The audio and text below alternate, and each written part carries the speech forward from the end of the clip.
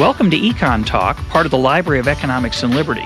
I'm your host, Russ Roberts of George Mason University and Stanford University's Hoover Institution. Our website is econtalk.org, where you can subscribe, find other episodes, comment on this podcast, and find links and other information related to today's conversation. Our email address is mail@econtalk.org. We'd love to hear from you. Today is April 17th, 2012, and my guest is John Taylor of the Hoover Institution and Stanford University. His latest book is First Principles, 5 Keys to Restoring America's Prosperity. John, welcome back to EconTalk. It's great to be back, Russ. Thank you. Our topic today are the ideas in your new book, First Principles. So let's start with the 5 keys that you identify as being important for prosperity. They all center around the idea of economic freedom, which is by definition, a situation where people can buy what they want, sell what they want, work where they want, help people in the way they think is best. But that's within a framework that includes these 5 keys. One is that the policy be predictable. The decisions are made within a predictable policy framework. Second is that there's an emphasis on the rule of law, so you know what the law is actually stating. Third is that the emphasis is on markets, and from an economist's perspective, markets are a wonderful way to get decisions made in an efficient way. They also provide the 4th idea, which is incentives. Incentives should be the focus of any economic freedom framework. And then finally, the 5th is a limited role for government, a specified role for government, which delineates what government should do and what markets should do. Your book traces the history of various periods of relative intervention and relative freedom, and we'll get into that in a minute. But I want to start by asking you a question about those 5 principles. Do you think that any of your ideological or interventionist opponents, people who are more interventionist than you are, would disagree with any of those 5? Yes. I think there's, for example, it would be, maybe predictability is not that important when there's a emergency. You just got to do what you got to do. Anything goes. There's clearly differences on the scope of government and what the role of government should be. So I think there's quite a difference. And I just in the last few weeks have had some, I think, good debates with Larry Summers, who has a more interventionist approach. You can see that in these discussions. And so he would put less emphasis on them, I believe. That's a way to put it. Not that you wouldn't think the rule of law is important or predictability is important. It's how much emphasis you put on those. One of the ones you mentioned, the temporary versus permanent, strikes me as, in principle at least, possibly an idea that could be somewhat immune from ideological or philosophical differences. You'd think that most economists would favor permanent interventions versus temporary ones simply because planning takes place over more than tomorrow. The future matters a lot, and if you know what the rules of the game are and you think that they're going to be the same for a while, you're more likely to act than if you're uncertain about what the rules of the game are going to be. And yet it seems that despite that seemingly obvious fact of human nature and decision-making, I see a big difference between interventionists' willingness to impose temporary, short-run interventions of unknown duration. Do you think, is that a fair assessment of people who disagree with you? Yes, I think it's, and I don't think it's partisan. And why? Yeah. I would say the idea here is we all know from economics that people like to have more certainty about what policy will be. They can do their planning themselves. But I think people who emphasize that, that's maybe not that important, are going to stress the emergency. I mean, take the bailouts, for example. You got to go in and do the bailout even though you're setting up a situation with less predictability and more moral hazard to say, well, we can deal with that later. A lot of it has to do with that kind of thinking, and there is a difference of opinion about that. And for me, one of the reasons to do this book is just to go through history and realize how harmful a lot of those interventions have been. Not every one, of course, but the deviations from the predictability. We've seen it in the past, and it didn't work. And when policy has been more predictable, things have been much better. So to me, the evidence is just so clear. And it can be explained to people using just history. It doesn't have to be a lot of economics. And I think but the reason, to go back to your question, is that some people think you just have to go in and do it and just not so worry about the implications of that for next year or the following year. Yeah, there is definitely political pressure, which we'll talk about. Let's turn to that history, because I think it's really a fascinating part of the book. I should mention to listeners, the book is short. It's, I think, about 180, 200. What's the length? Like 200 pages, yeah. Yeah, but it's a short 200 pages. It's a wonderful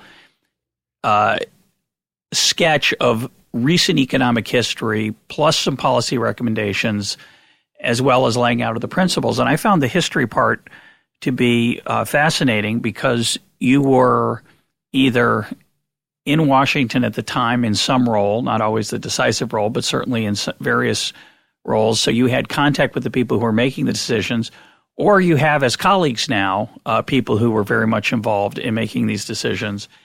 And one of your themes is that one is the virtue of rules over discretion, and then the political forces that sometimes intervene. So I thought we'd go through some of the episodes you talk about in the book and talk about that mix of rules versus discretion, which is a big underlying theme of the book, and also the political influence that sometimes affected policy instead of the economics. So let's go back well before some of our listeners were born, but not all, to the Nixon administration, which was in some dimensions a market-oriented, free market-oriented set of policymakers in that administration. And yet Nixon imposed probably the most obviously awful policy change for years around that time, which was the example of wage and price controls. So how did that happen? Talk about what actually did happen and why it was important and how it happened. Well, Nixon came in with a more market-oriented philosophy. He had people like Milton Friedman and George Shultz advising him. And they were quite excited that this was going to get away from the more Keynesian, less market-oriented things that began in the late 60s and really took form of wage and price guidelines, temporary interventions. Monetary policy got quite active. And the hope was that this would be a change. And Milton Friedman, for example, wrote in Newsweek in early 1971 that this is going to be great. We're moving away from all the excessive fine-tuning. We're going to rely more on markets, and it's going to be a good decade. And then what happened is Nixon was persuaded that it's going to take too long. And Schultz, would later talk about it as the economist's lag is the politician's nightmare. And so the politics really got in the way, and Nixon said, "Well, I'm not going to wait this. I'm not going to just let monetary policy get inflation down. I'm not going to just sit back. I'm going to do the kind of things that got popular in the 60s with the more Keynesian approach, and then in August 1971 imposed this wage and price freeze, and of course it led people like Milton Friedman to really withdraw that Newsweek article he wrote earlier in the year and say this is the worst timed piece I've ever written, which he did, and came back in the way someone who was candidly assessing it would have to do, and so as a result we continued with this, I guess I would call it interventionist less focus on markets, and unpredictability, less rule of law, all those things which took a long time to get rid of. It was another decade. And the wage price controls, how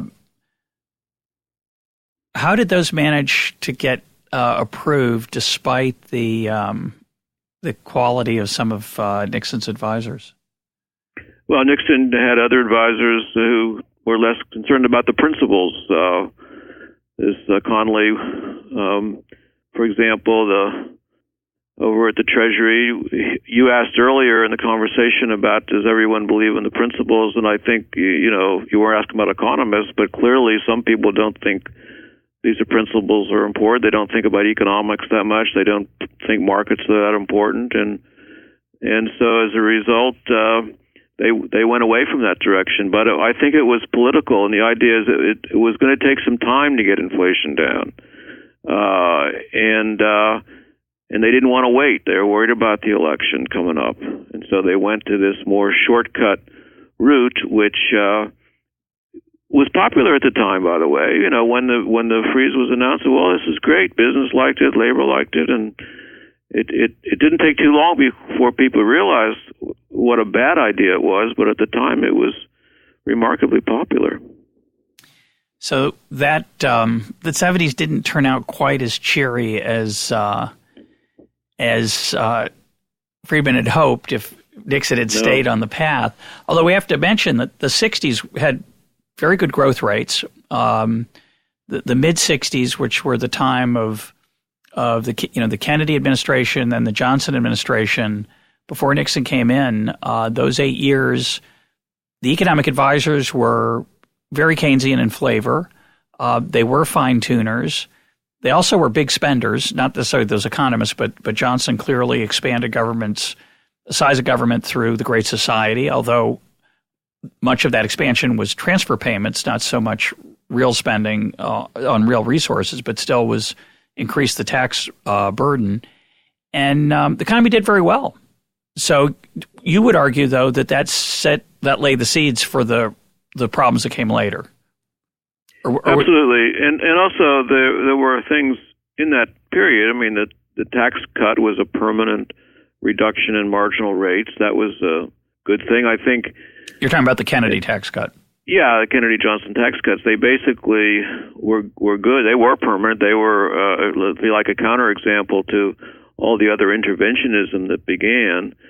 And by the way, of course, you did have monetary policy at that point, at the urging of the administration, became much more active, and Martin, who was the chairman of the Fed at the time, began to have a more inflationary policy. Inflation began to pick up around 1965, 66. You can see that noticeably in the data. And so that was a change which is related. To me, it's remarkable when you go through this history is all policies seem to move together. You got more interventionists on the fiscal side. You argued that you needed discretion on the monetary side. And you mentioned the intervention of the government in the healthcare system expanded quite a bit at that point in time. And so all these things moved together, and I find that's one of the most remarkable things about the history. It's not just fiscal policy, not just monetary policy. They move together. Well, certainly a lot of the people in power at that time were optimistic and enjoyed intervening. So it would be beyond just one area. There's an important question about when you're in a position of responsibility in government, there is the urge to intervene is there. There's a tendency to do something. And it's very real.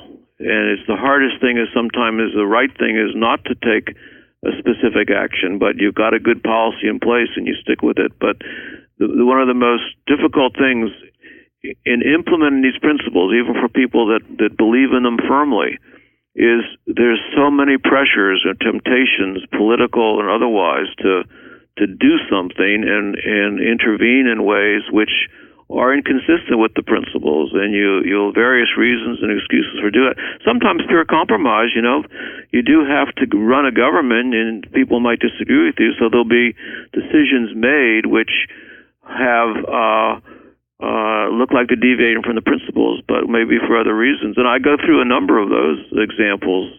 There was a temporary tax rebate in the Ford administration, not the kind of thing that his chairman of the Council of Economic Advisors, Alan Greenspan, would have liked on the surface, but he went along with that idea. Hopefully, an exchange would be to reduce spending, but it didn't quite work out that way.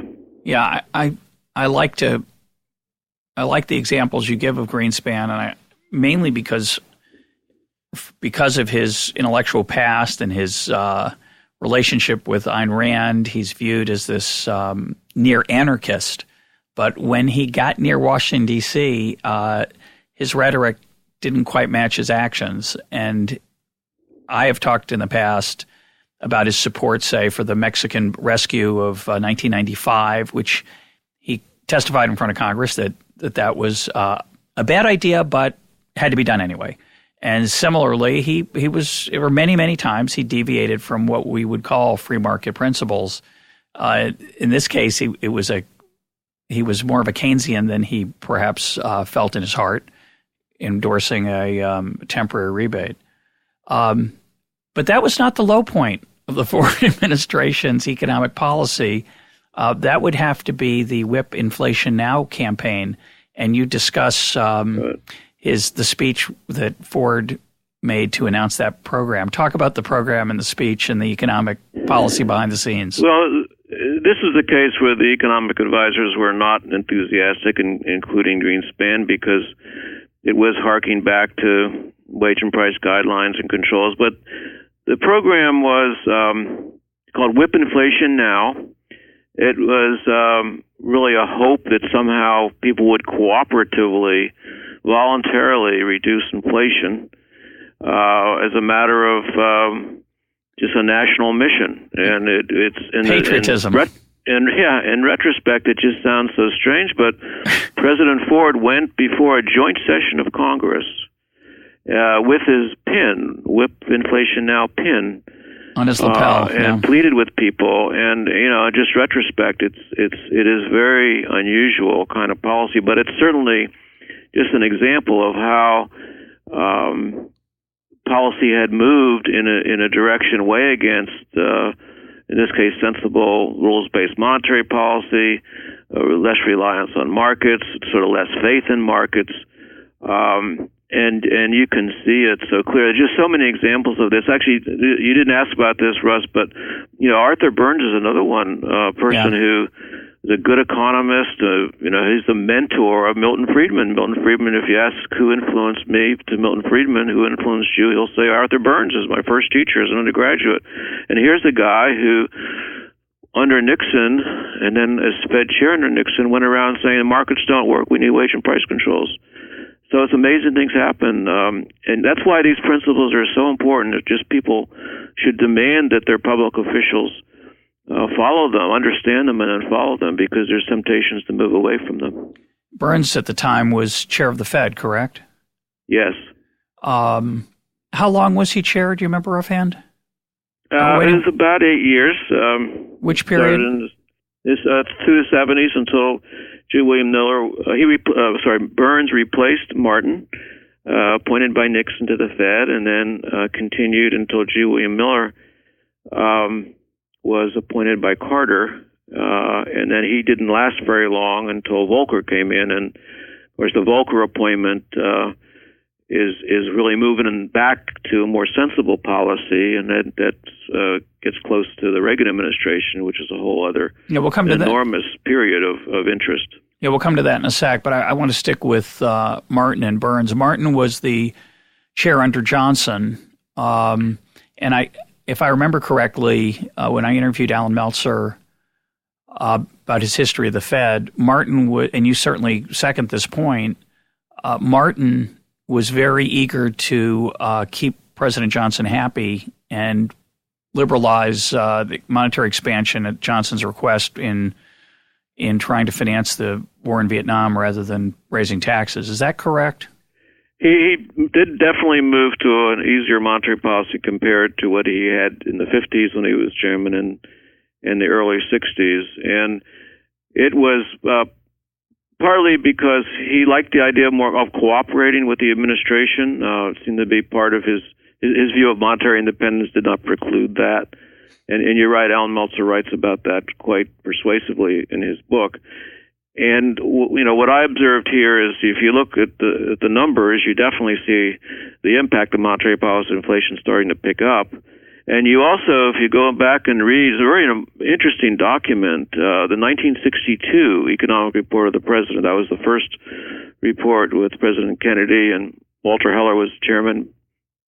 Jim Tobin was on the council, and it's beautifully written, persuasive document of why you needed to have a discretionary monetary policy. And so that was part of the persuasion, I believe. It wasn't purely political. It was making an argument on economic grounds, an incorrect argument, I believe, but that was what was affecting policy. Interestingly enough, and I write about this too, in 1962 was the same year that Milton Friedman wrote Capitalism and Freedom, which is a completely different philosophy than was being put forth by this 62 Economic Report of the President. But of course, the Economic Report of the President is what prevailed in terms of policy. And Capitalism and Freedom, of course, was at that point very much a voice, and Milton's voice was very much a voice in the wilderness. Yes. And it must have, one of the things I think is so admirable and inspirational about Milton is that he wrote that book. It didn't make very much of a splash in the academic world. It was published by the University of Chicago at a time when academic presses were not even as mainstream as they are now. So it was sort of a philosophical book in some dimension, and it just sat there. People read it, and over time, many of the ideas in that book became, instead of being viewed as crazy or kooky or bizarre, became mainstream, and many of them were adopted. Although when I interviewed Milton, he was distressed to think of how many weren't adopted, but that's his perspective. And I just think the fortitude and goodwill. It took a while, but eventually it caught on. Actually, in my view, we've gone back again a little bit at this point, which is distressing. But that's later on in the story, I guess. Yeah, but I think the good news is there's always hope. Think how distressing it must have been to be Milton Friedman in 1963 and 64 and 65. Right. And see people not paying attention to your ideas, and in policy ignoring them totally, seemingly on a very unhealthy path, and yet the pendulum swings back now and then. And then also, Russ, being positive because you got someone coming in, Nixon, who you think was going to change things, and then completely disappointing you again. Yeah. Right. So we get to. Nixon, of course, leaves office in disgrace in 73, or 74, 73, I think. We get Ford. Ford's policy is inept, and then he's followed by equally or perhaps more inept policy, which is the Carter administration. What did the Carter administration do that was so unhealthy economically? Well, they now continued with enthusiasm the fiscal interventions. There was a program to give grants to the states for infrastructure so that would stimulate the economy. There was first-time homebuyers policy, temporary thing to stimulate the economy, the jobs, a credit of some kind. It was very interventionist Keynesian, if you like the word, the interventionist Keynesian. And it was more so than Ford. At least the Ford advisors were uncomfortable with it. But Charlie Schultz came in and replaced Greenspan as chairman of the CEA, a very fine man, but he had, in my view, thought about this intervention too much. I was there at the CEA and the staff, both Greenspan and Schultz, both Ford and Carter, and could see the change coming in. So they continued with it, and it didn't work. They also continued with the monetary policy, which even got worse. At this point, Burns was staying on at the Fed. And that continued for 4 years until, you really had a terrible economy. The confidence was dropping, unemployment rising, inflation rising, and eventually I think people saw wasn't working. Carter's own advisors would write pieces later saying that those policies didn't work. And Ned Gramlich analyzed the grants to the states, shows that they didn't work. And so we got away from those things, and fortunately things got better. And of course, those assessments turned out to be temporary, not permanent, about the effectiveness of state intervention or temporary tax rebates or special credits for home buying. Well, yeah, we came back to them. I think it's in a sense people forgot, or just the pressures of something else took over. But it's disappointing, I think, from an economist's perspective, that these studies were there and people just either forgot about them or ignored them 30 years later. John, when you talk about monetary policy getting worse in the mid to late 70s under Burns in the Carter administration, how would you quantify that, or what would be the measure you would use? If I said to you, show me why that wasn't so good, what would be how would you tell that story? It was a go-stop policy. The Fed would try to reduce unemployment by stimulating money growth. Other ways to measure it, you could look at interest rate rules, and interest rate rules were way off in terms of what was a sensible policy, too low, if you like. And then they'd see inflation was picking up, and so they'd stamp on the brakes, and you'd have a recession, and very frequent recessions. And at each step, inflation would rise, and by the end of this period and going into the early 80s, because it took some while to undo it, unemployment was in double digits, inflation was in double digits, interest rates were in double digit, and economic growth, productivity growth had by that time begun to slow substantially. So there's a lot of evidence of bad times, and I think a lot of evidence that monetary policy was not rules-based, it was short-run oriented, highly discretionary. And on terms of monetary policy, there's many indicators to show that, including these interest rate rules, which I talk about in the book.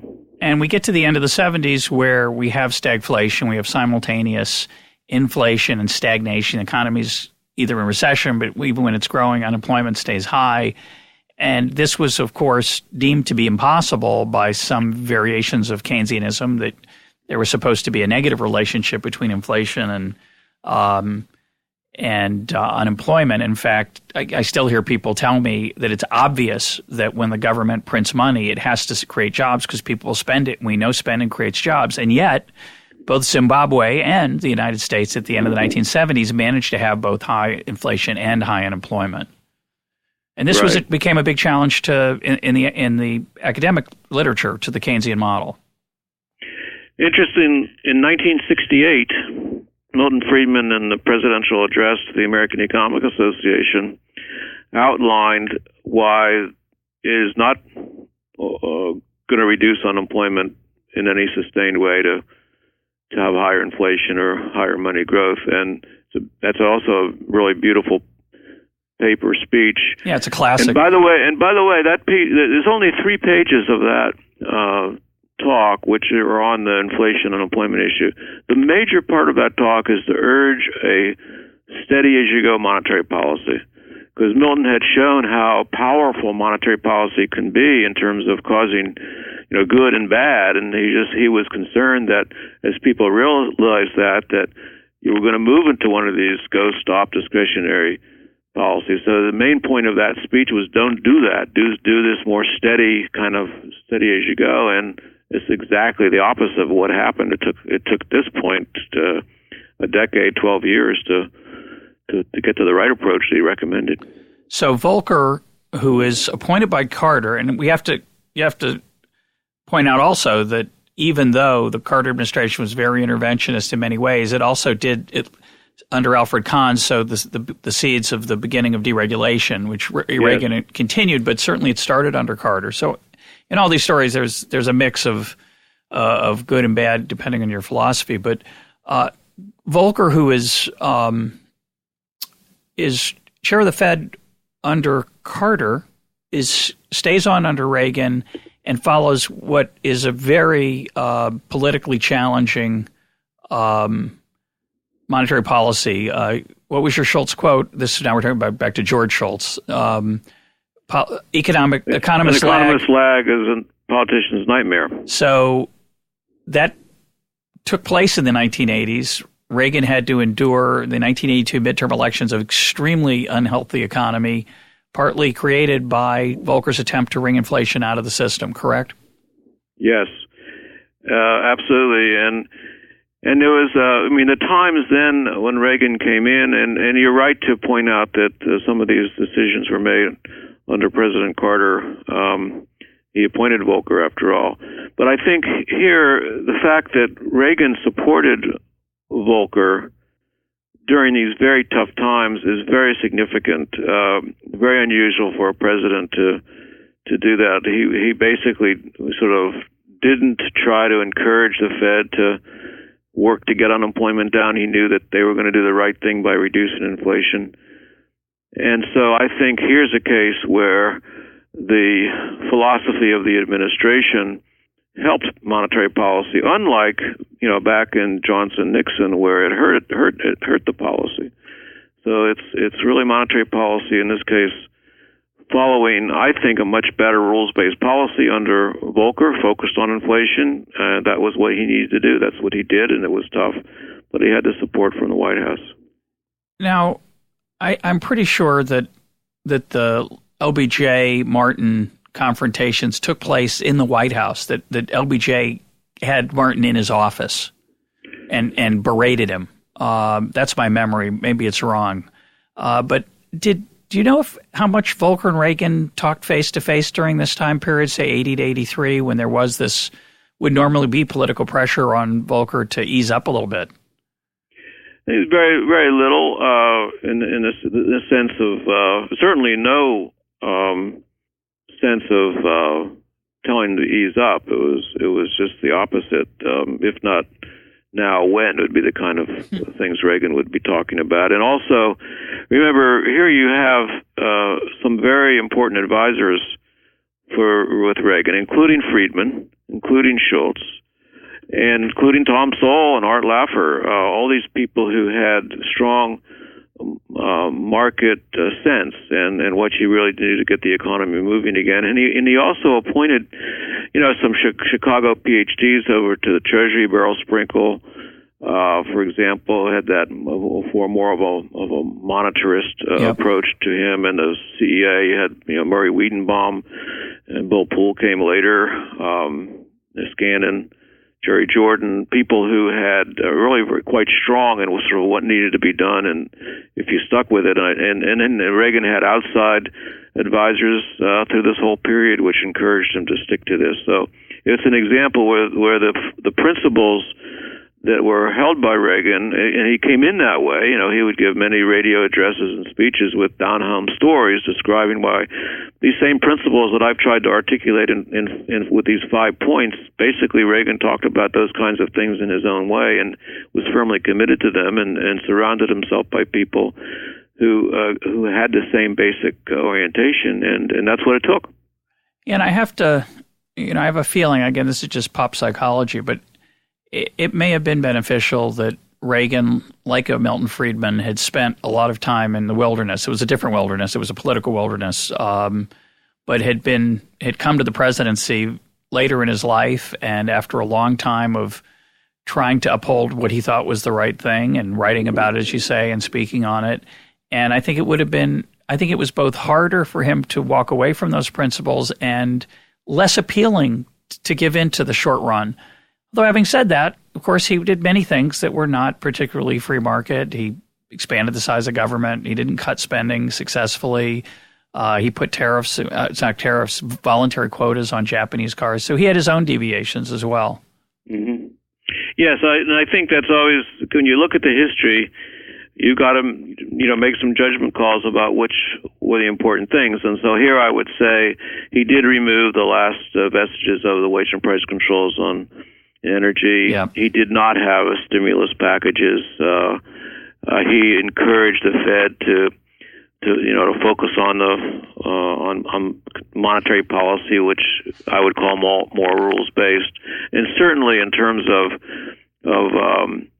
emphasizing markets and less regulation, he certainly continued with the things that Carter began with. So So it is a judgment, and that the Reagan tax cuts, although sometimes they're advertised as being based on a Keynesian idea, was not Keynesian. It was permanent. It was not temporary, targeted stuff, and that was, I think, large in assessing it. But you're right; it's not perfect, and you have to get your principles in there as best you can. And I think, but in this case, there's such a contrast with the 70s. It seems to me, and it went beyond Reagan. I think it went into President Bush 41, and in many respects, it continued into Carter and until relatively recently. Until Clinton until recently. Yeah. So I'd love to keep talking about the history, but I want to get to some of the policy recommendations. But just one closing point. I want to come back to this issue of temporary versus permanent that you just alluded to. When you trace the whole history of these last 3.5 decades or so, going back to either the Kennedy, Johnson, or Nixon, starting there and coming forward, there's a striking number of temporary interventions, tax breaks, tax rebates rather than rate cuts that are up by definition one time, ad hoc programs such as the home buying program or cash for clunkers in recent years, and the academic support for these programs, as you say, at many times there was enthusiasm for these programs, sometimes from economists of various stripes. But there's really remarkably little academic support for these programs when the empirical evidence is looked at, especially when we take them one by one. So these principles that you're talking about, there's a lot of general agreement, but a lot of particular disagreement. But when you look, and that makes it, they're complicated. So as you say, there's judgment calls. So it's sometimes hard to assess.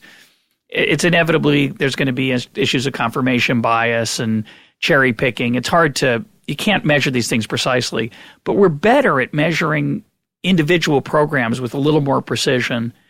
And it seems to me, and maybe it's just my bias, but there's remarkably little evidence to support any of these programs, from left or right, and yet they keep happening.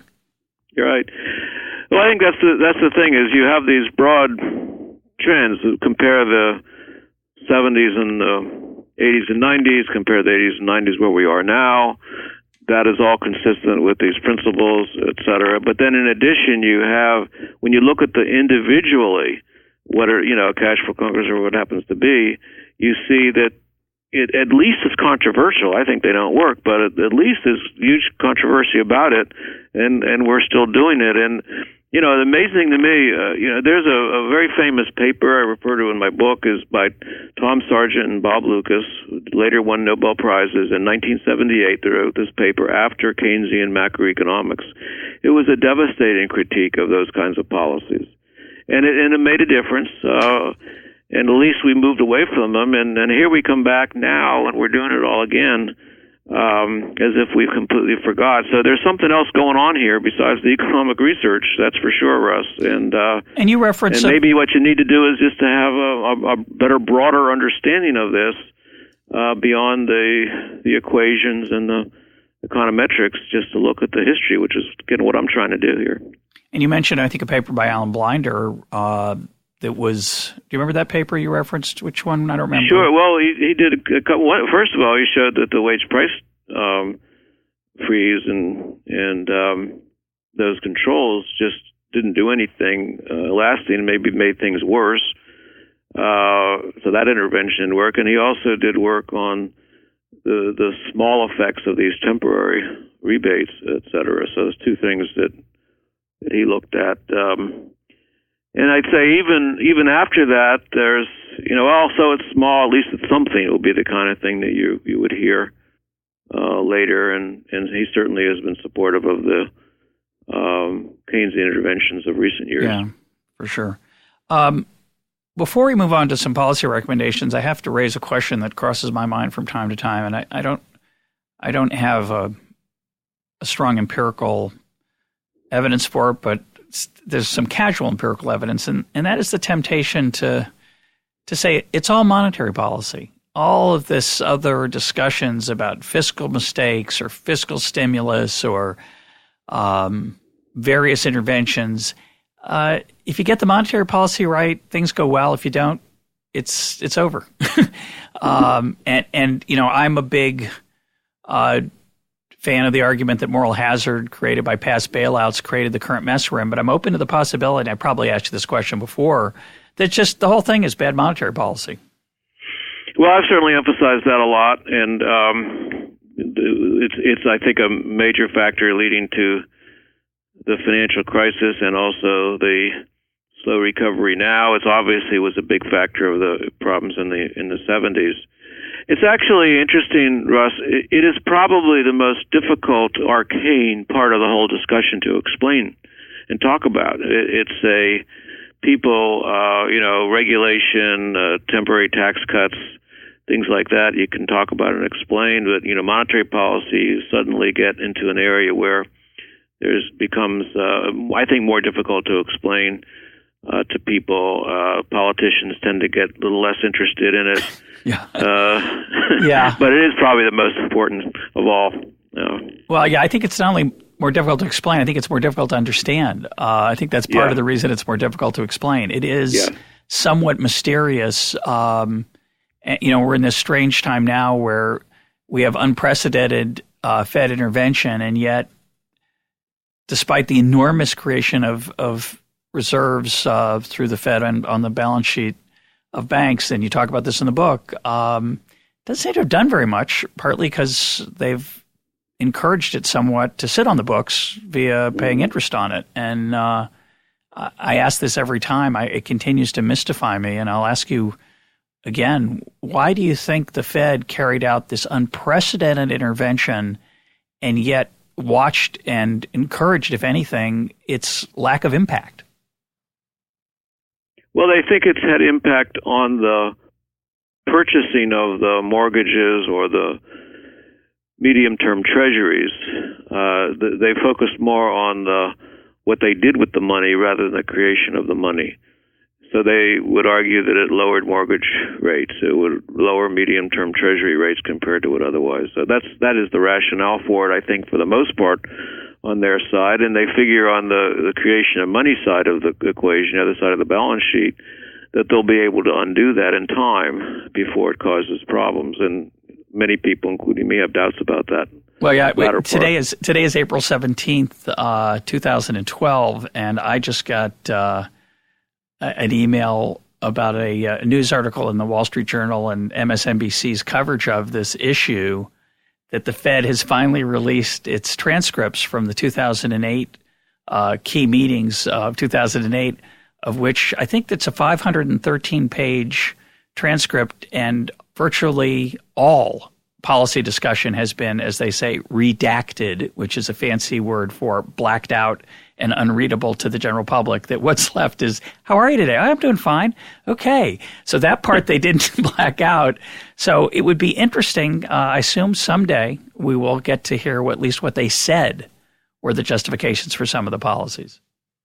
It's going to be very important for people to go through that, and I think investigative reporting can start a little earlier than that, but it's so important to get that straightened out. Yeah, I would encourage members of the Federal Board of Reserves to talk candidly off the record. So, but that's not really my area.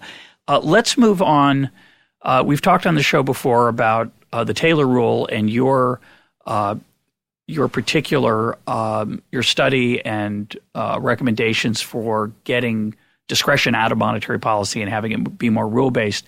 What you talk about in the book that I think is novel, besides going over some of the basics of that, which are important, but what's novel is you try to give an idea of how one might actually implement a more rule-based monetary policy. So talk about, other than the idea that certainly less discretion is a good idea, how could you hold the Fed's feet to the fire? What I think is most important is that the Congress ask the Fed to describe its strategy, and then if the Fed decides to deviate it, that they must explain why. Those are the two parts: explaining it, what it is, and then if they decide to deviate, to explain why. I think that would go an enormous way to having a more rules-based policy. There is very little information about what really the strategy is that's being used now. For example, the quantitative easings are very hard to describe. but even interest rate policy. So those are the two steps. It's actually in the past, the Fed had to do that with respect to money growth. It had to describe its plans and then describe if it deviated. That was taken out of the Federal Reserve Act in the year 2000. So my proposal is to reinsert that, but in a more modern way, where the Fed itself would have, of course, as it should have, the decision to make about what the policy is, what the strategy is for setting rates, what they're going to actually do under certain circumstances. It's their responsibility to do that. You don't want the Congress to micromanage along those lines, but you do want them to work it out and describe what it is. That's my main proposal, and I hope something along those lines happens. So, given the political temptations we've talked about, one way to look at this change would be to introduce a very modest amount of accountability that was lost in 2000. Right. You talk in the book, and it's quite interesting because you, of course, have a personal relationship with Alan Greenspan. You know him. You've talked to him. You talk in the book about his deviation from past steady as you go monetary policy and his adventures of the 2003 to 2001 to 2003 period, 2003 2005, and one has to wonder what role that 2000 change in policy of accountability played in giving him the freedom to do that. It certainly could have been a factor. I think another thing that I would point out and talk about in the book is the record was quite good for the 80s and 90s and until this period. And Greenspan succeeded Volcker, and I think it was a situation where he had to find out how to run monetary policy in this low inflation environment, and he made like the 94 or 5 interest rate increase, 1994, 1995. That was very well timed, and a number of other things. So I think what happened in this 2003, 4, 5 period is they actually tried to even do better. It's this perfect becomes the enemy of the good problem, and they deviated from what was working in order to, I think, try to make it work even better. They thought that keeping rates low extra long would reduce some downside risks. Those various ways to put it. And I think that's what happened. And perhaps it would have been harder if there were these procedures in place where they had to report their strategy. I think it would have been. But the motivations for doing it are complex. And also, if you talk to different members around at the time, they have sort of different views about what happened. Ben Bernanke was an influential member of the Board of Governors at the time, and he has different views about why they made these decisions. Have you heard or read anything about why that 2000 change happened? Oh, it's a very simple. That had focused on money growth, and money growth itself had become harder to measure because of the different ways to define money. There'd been alternatives with the credit card development and other ways to make payments, and so they just felt that they were spending so much time stating what the growth rates would be, and then they'd find out they were off and had to explain why. So I think it made sense to at least change them. They just removed them.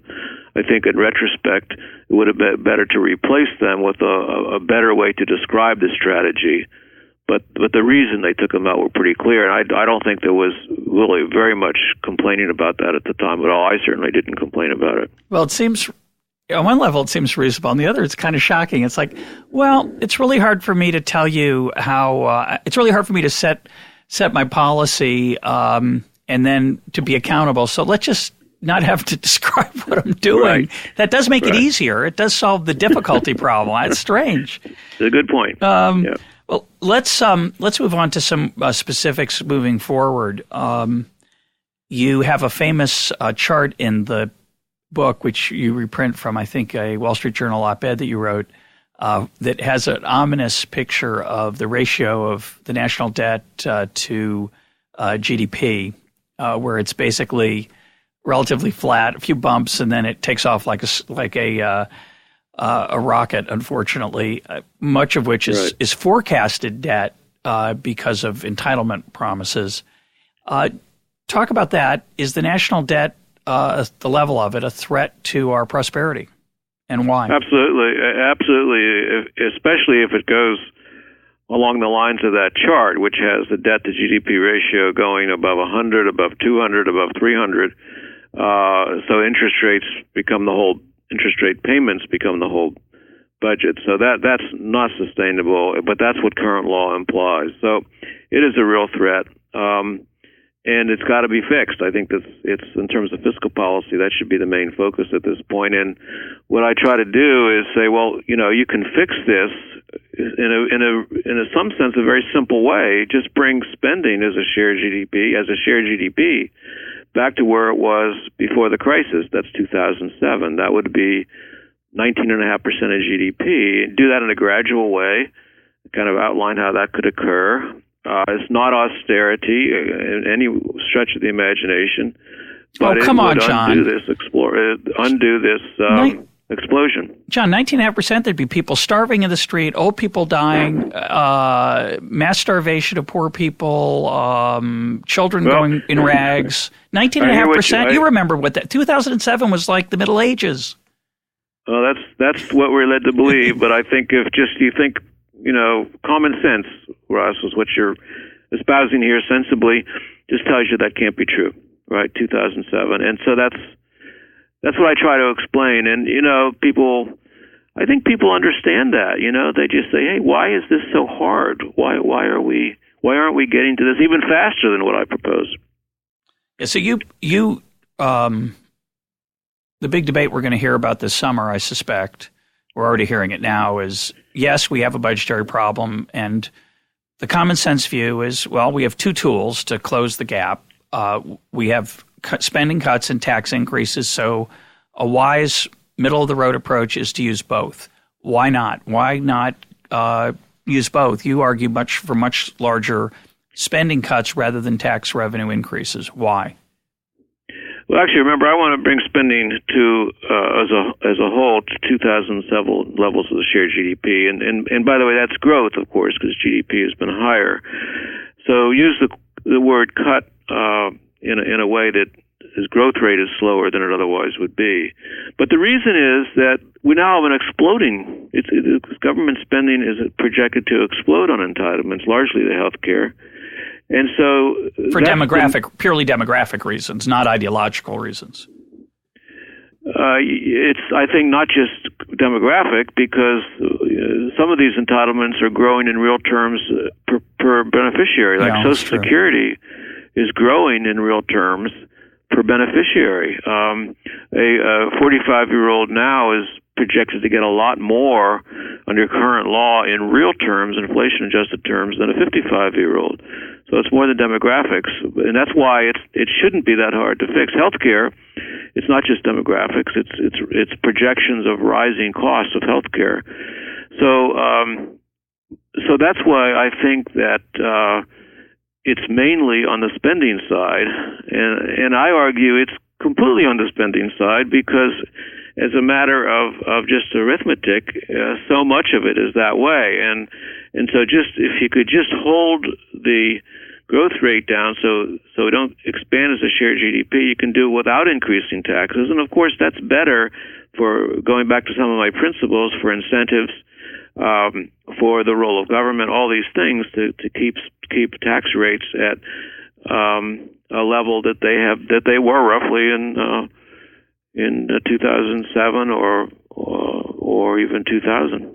I don't think we can measure it, but the uncertainty, and we've talked already about uncertainty, temporary versus permanent, but certainly the uncertainty about how we're going to resolve this issue, and that uncertainty is a political reality because there's going to be a debate. We don't know how that debate's going to turn out.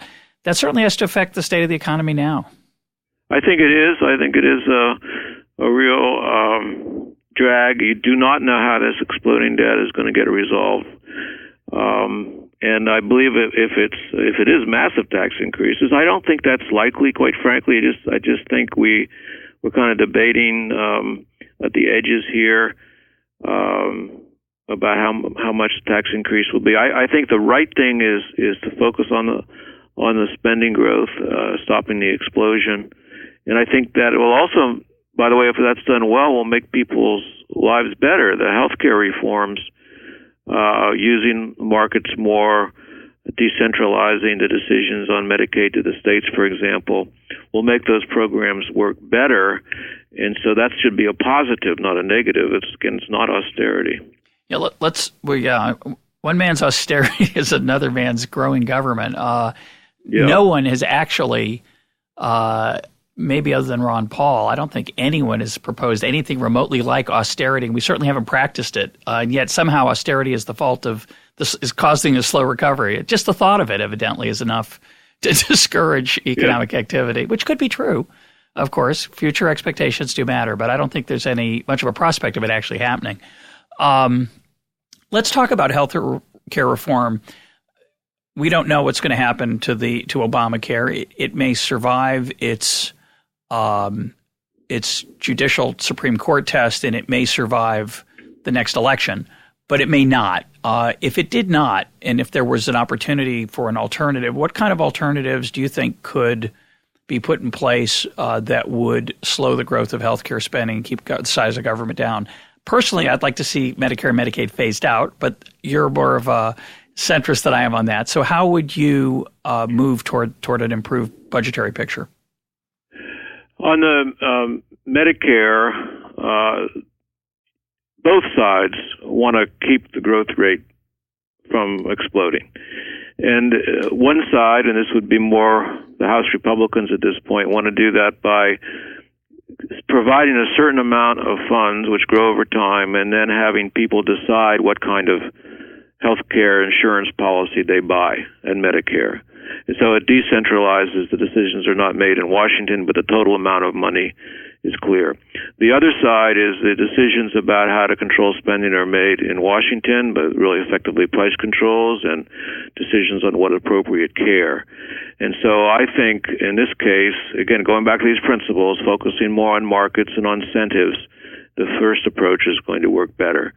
On Medicaid, moving the decisions to the states makes a lot of sense. You get, I think, better performing lower cost as a result of that. Then there's on the private sector side, or sort of non-Medicare, non-Medicaid, which is a big part of Obamacare. You certainly could save a lot by allowing insurance to be purchased across state lines. I think there's still a lot to do on the reform of the malpractice legal side of things. I think also providing deductibility for insurance or other medical expenses for outside of the employer would help the coverage quite a bit. So I think there's quite a bit to do to keep costs down and to provide better medical care without putting 16 million more people on Medicaid, which is what the current proposal is doing. A lot of people think you do better uninsured than on current Medicaid. So there's a lot of problems with it, but the kind of thing I just outlined, I think, is an alternative, which could be quite workable, but this is going to depend on the election, of course. Yeah. In your book, we're almost out of time. I want to go back to an historical episode that you mentioned in the book that we've not talked about, which was in advance of Reagan becoming president. A number of economists got together and wrote a document encouraging us various policies. It's hard to be optimistic about such an effort today, mainly because the likely Republican frontrunner, likely nominee, Mitt Romney, does not have a history of adherence to these principles the way Ronald Reagan at least did on paper through his own speeches.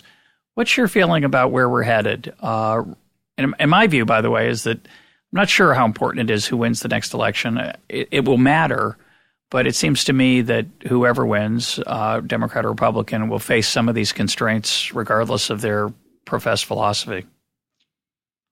I think the memo you're referring to was written just after the election in 1980. Reagan's advisors wrote him a relatively short memo, about 20 pages, outlining what they thought would be good for policy, and had tax policy, budget regulation, and monetary, four big issues. And it did stress a lot of these principles that Reagan had before, and which I'm trying to articulate in this book. It was a very well done piece of work. I don't see why that couldn't happen again. I don't see why a platform along those lines couldn't happen. I think it's very promising to me that, at least from this perspective, that there is this House budget out there that has some of these principles in it, and so that can be part of the debate. And to the extent that the nominee, Governor Romney, gets close to those and articulates those, and he has already begun to do that. He also recently gave, I think, a good speech along these lines on so-called economic freedom. So I think that the message here, by the way, I think the message I outline in this book is not partisan. It's that these principles they work. And regardless of party, you should be trying to elect people that adhere to the principles and know how to deliver them. And it doesn't have to be, it's not partisan in a political sense of the word. And in fact, historically, you just go back to what we talked about in this show, Russ. You had the late 60s and 70s, you had Johnson, Nixon, Ford, Carter, both political parties. More recent, in this middle period, you had Reagan, Bush 41, and Clinton. And then now you had, at least towards the end of the Bush administration and Bush 43 and Obama, you don't know exactly when it happened, but it's certainly different. And so I think if people recognize that this is so important to get right and just get the right people in there, that we can make these changes. So I'm a little more optimistic, I think, that I hear you are in your question, that we'll be able to do it. But obviously you have to be realistic and step away from it to make the assessments. My guest today has been John Taylor. John, thanks for being part of EconTalk. Thank you.